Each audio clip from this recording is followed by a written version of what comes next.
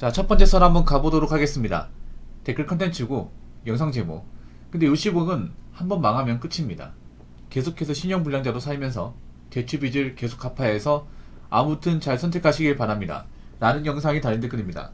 뭐 제가 뭐 주로 하는 게 자영업설인데 뭐 비슷한 내용입니다. 저는 근데 가장 걱정되는 게 직장 다니는 분들보다 자영업 하시는 분들이 걱정됩니다. 요식업도 자영업이죠. 요식업이 그런 거죠. 음식을 파는 거.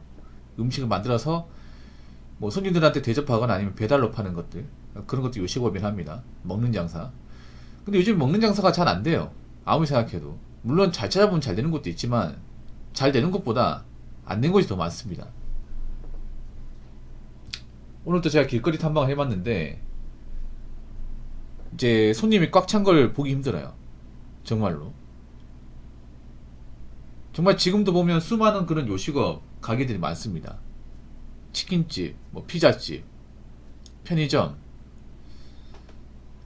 아니 이제 일반 음식점 많은데 사람들이 붐비는 걸 못 봤어요. 이게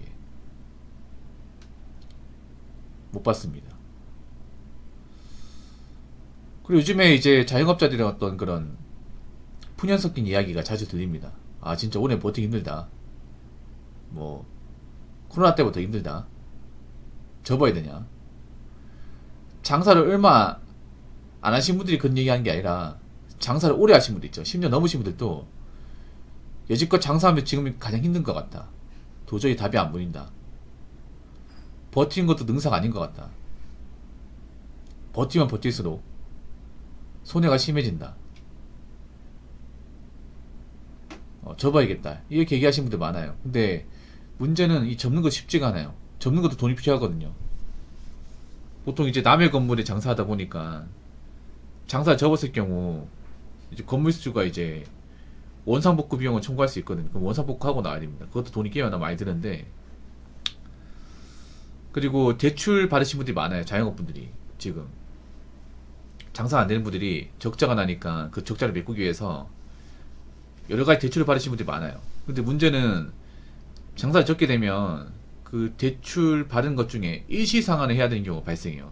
한 번에 다 갚아야 되는 경우. 근데 장사가 안 돼서 접는 건데 어떻게 한 번에 갚습니까? 지금 우리나라 보면 빚이 진 사람들이 빚을 못 갚고 있거든요. 지금 자영업자분들도 빚진 사람들이 많아요. 자영업 시작할 때 이미 대출을 받아가지고 장사 시작하는데 문제는 원하는 만큼 이제 수익이 안 나다 보니까 갚기는커녕 빚이 쌓이고 있습니다. 그래서 아마 그 자영업 분들 중에 이제 빚을 못 갚아가지고 뭐 카드는 썼다 못 갚아서 신불자 되는 분도 있을 거예요.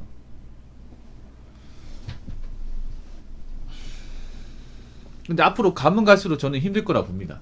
죄송한 얘기지만. 왜 그러냐 하면 지금 사람들의 어떤 그런 마음이 여유가 있지 않습니다. 여유가 없다는 게 느껴집니다. 그런 어떤 부분에서 여유가 없냐. 일단 주머니가 가벼워요. 돈을 많이 벌지 못해서 주머니가 가볍습니다. 나간 돈이 많아가지고. 물가 올랐다는 것을 사람들이 체감하고 있습니다. 근데 버디는 그렇다고 많이 벌지 못해요. 거기다가 사람들도 요즘에 좀 모아놓은 돈이 없어요. 현금이 없습니다. 현금이 없으니까 쓸 돈이 없어요. 거기다가 이제 밖에 파는 음식이 비쌉니다. 체감적으로. 싼 음식이 없죠, 여러분. 뭐 하나 싼 게 없습니다. 김밥도 싸지 않고, 라면도 싸지 않고, 햄버거도 싸지 않고, 다 싸지 않습니다. 그래서 예전 같은 맘 편히 먹을 거를 요즘에는 먹을까 말까 고민을 많이 합니다. 그렇지 않습니까? 그래서 주머니 사정이 안 좋으면 연필에 무슨 지금 배달 음식이야. 참는다거나 아니면 대체물을 찾아요. 예를 들어서 뭐 치킨 같은 경우에는 이제 치킨을 먹고 싶으면 배달 치킨을 먹는 게 아니라 뭐 테이크아웃으로 직접 가져간다든지 아니면 마트 치킨이나 그 에어프라이기 되어 먹는 치킨이 있죠. 그런 치킨을 먹는다거나 가성비가 저렴한 걸 많이 찾습니다. 그래서 프랜차이즈로 뭐 치킨집, 피자집도 앞으로 제가 봤을 때는 생존하기 쉽지 않을 겁니다. 왜냐면 프랜차이즈 비싸잖아요. 맛은 있는데. 그리고 내년에 시급 올라가면 또 치킨값 오를 거 아니에요.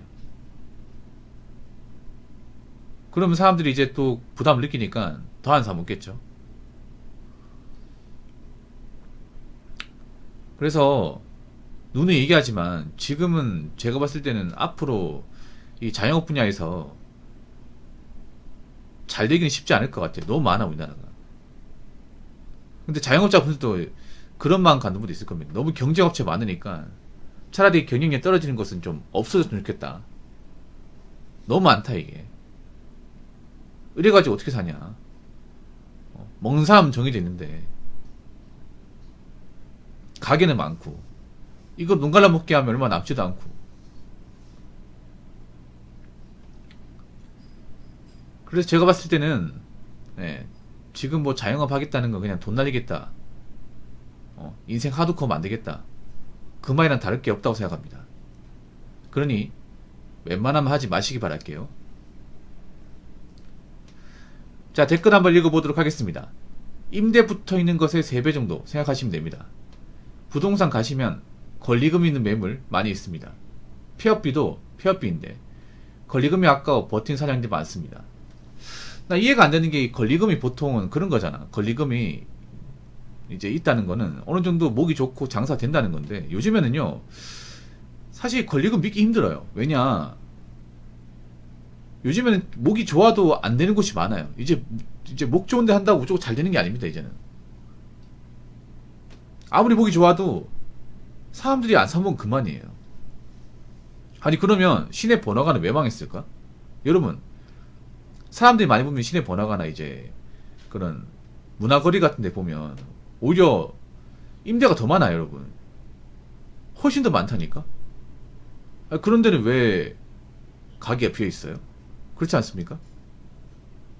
그런데 목 좋은 데 아닙니까? 대표적으로 목 좋은 데, 예를 들어 서울 같은 데 뭐 홍대, 신촌, 이대, 가로수길, 경리단길, 대표적인 목 좋은 데 아닙니까? 근데 그 목 좋은 데 보면 임대가 정말 많은데? 물론 그런 데 장사하면 장사가 되긴 하겠죠. 근데 문제는 그런 데는 또 임대료가 많이 비싸기 때문에 적당히 잘 되는 게 아니라 아주 아주 잘 돼야 돼요. 거의 뭐 줄 서서 먹을 정도 돼야 되는데 요즘엔 그렇게 줄 서서 먹는 광경을 쉽게 볼 수 있는 게 아닙니다. 이게 아니 요즘 같은 시국에 뭐 무권리금 해도 들어올까 말까 하는데 권리금 있으면 누가 들어오겠냐고. 상식적으로 그렇지 않습니까?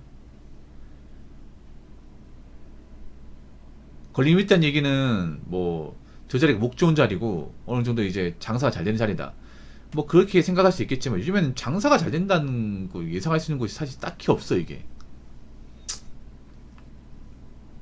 맞잖아요. 가게를 왜 내놨겠어요? 장사가 안 되니까 내놓은 거 아닙니까? 돈 잘 버는데 내놓았을 리가 있겠습니까? 근데 그 와중에 권리금 받겠다고 하면 누가 들어갈까 이게? 상식적으로.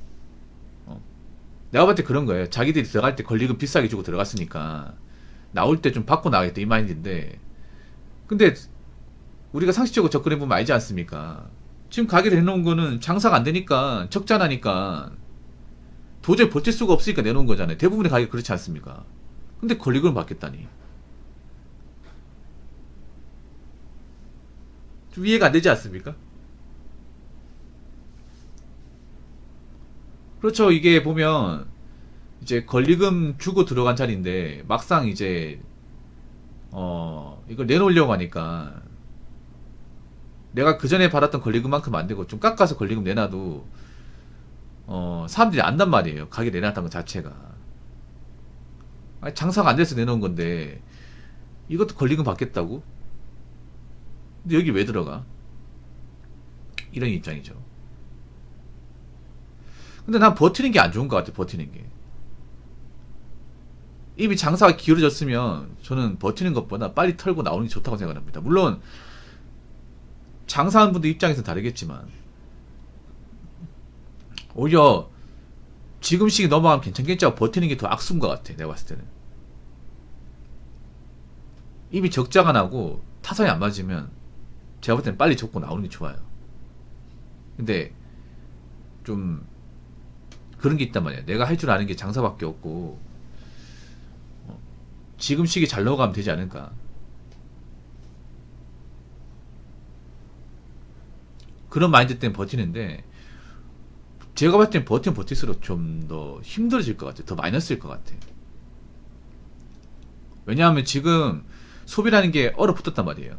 한번 얼어붙으면 더 세게 얼어붙었으면 얼어붙었지, 이게 녹지 않을 겁니다. 장기화될 거예요. 여러분, 지금 사람들이 뭐 지갑 닫는 게 잠깐은 끝날 것 같습니까?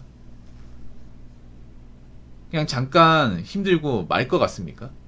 오래만 버티면 내년에는 사람들이 이제 돈 쓸 것 같아요? 아닙니다. 제 생각에는 우리 소비가 얼어붙었으면 더 얼어붙었지 녹지 않을 겁니다. 이게. 우리 사람들이 지갑을 닫았으면 닫았지, 안 사 먹었으면 안 사 먹었지, 더 사 먹거나 더 많이 사 먹진 않을 겁니다.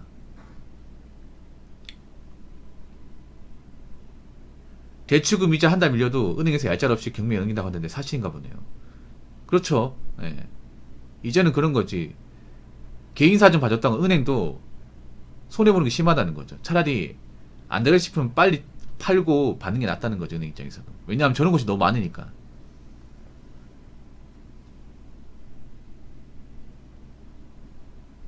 그리고 제가 봤을 땐 그렇습니다. 내가 장사를 했을 때 좀 타산이 안 맞는다, 전망이 안 좋다 하면 저는 과감하게 털고 나야 된다 생각합니다. 물론 제가 하는 말이 말이야 쉽지, 뭐 현실은 녹지 않은 거 알고 있지만 그래도 이성적으로 판단해야 돼요. 이미 장사가 기울었고 더 이상의 답이 안 보이면 저는 좀 냉정할 필요가 있다고 생각합니다. 예. 자꾸 버티고 있잖아요. 손해보고 이제 빚이 늘어나는 것보다 빨리 털고 나와서 건지는 게 낫다고 생각합니다. 자, 이상으로 첫 번째 썰 마치도록 하겠습니다.